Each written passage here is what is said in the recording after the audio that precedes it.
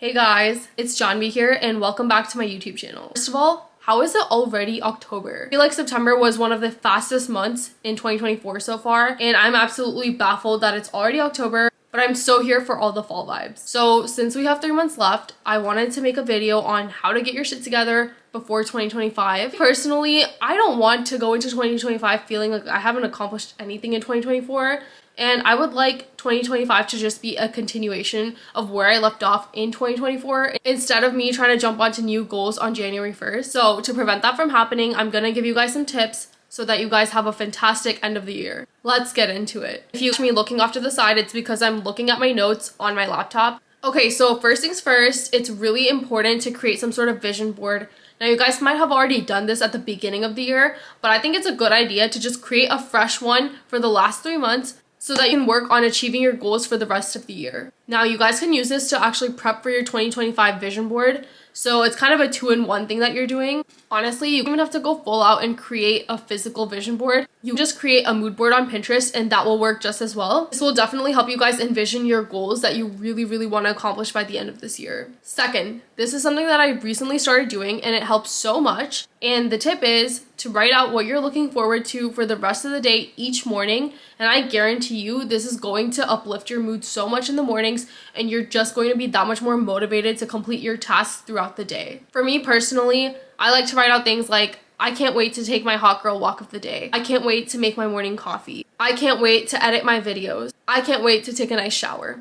You get the point. Now, the trick here is to really focus on the small things and romanticize them, because I feel like often with our days, we're just like, oh my God, it's another Monday, or it's only Wednesday and I can't wait to get through the rest of the week. But instead, if we start feeling more grateful for the small things throughout our day, it's only going to make us feel more positive and energized for the rest of the week. Now, this actually brings me to my next point, which is to stop living for the weekends and feel like you're dragging yourself throughout the week. I feel like most of us are guilty for doing this. I'm not gonna lie, I have had some weeks where I'm just dreading each freaking day and I'm barely doing anything after work and it's just like, why am I wasting my days like this? And then on weekends, it's just so back to back that by the end of the weekend, I'm exhausted and then I'm just dragging myself throughout the next week. So my biggest tip for this is to find an activity that you can do after work, whether that's coloring, reading, walking, knitting. It can literally be anything that brings you even the slightest bit of joy. Pick that activity for the day and really immerse yourself in it.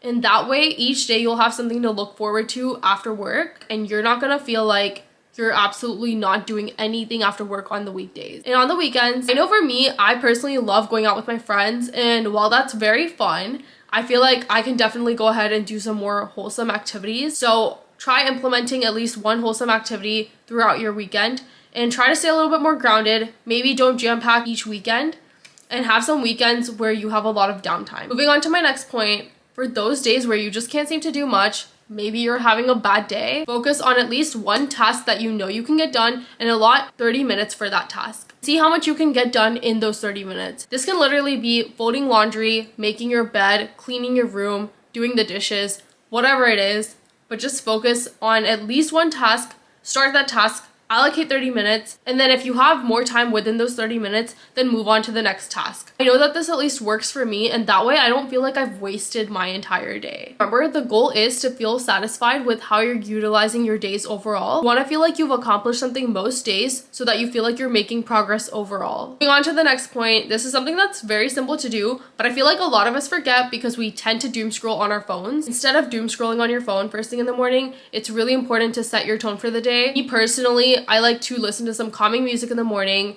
I like to meditate for a few minutes. And then I like to make a task list of everything that I need to get done for the day. I like to make my bed and I also like to spend a few minutes just picking up after my stuff, even if it's literally for 5 minutes. This will help you feel more organized and you're gonna be more likely to start accomplishing tasks faster throughout that day. Moving on to my next point, prioritize what you want to accomplish for each day and try to break down your tasks by how much time it's going to take for you to accomplish these tasks. And then you can plan out your day better. I personally like to start off with the easy tasks that I know I can get done very fast. All right, I feel like I've talked enough about completing tasks throughout the day. So let's move on to the health and fitness part of things. Ensure that you're doing some sort of physical activity each day. It can literally just be 30 minutes of walking. I personally love to strength train. This has helped me with my physique so much, but more than that, it actually helps with my mental health. I feel so much better about myself. I've accomplished a lot throughout these workouts. I just pick any sort of activity and don't wait till January 1st to try to get your dream body. Exercising is known to help with lowering cortisol levels, which is super important to do. I mean, a lot of us live very fast-paced lives, and in general, it's very easy to get stressed out in this day and age. So if moving around more helps you reduce your cortisol levels, then I would certainly do that. On to nutrition. Now, I'm not a dietitian, not any sort of health expert, but what I will say is that obviously you know your diet the best and you know your health the best, and you know what works for you. So just find something that you can work towards, whether that's just cutting out sugary drinks, whether that's reducing the amount of coffee that you buy from outside, and whatever the case may be. Just find some sort of alternative to these things, and this will also help with building that discipline towards your health and fitness. This video motivates you to lock in for the last 3 months of this year, and remember, the key here is to make small changes every single day so that over time you'll see a lot of progress. I'd love to see what your goals are for the rest of the year in the comments down below, and let me know which tips you guys are going to be incorporating into your lives for the rest of this year. I'll talk to you guys next time. Bye!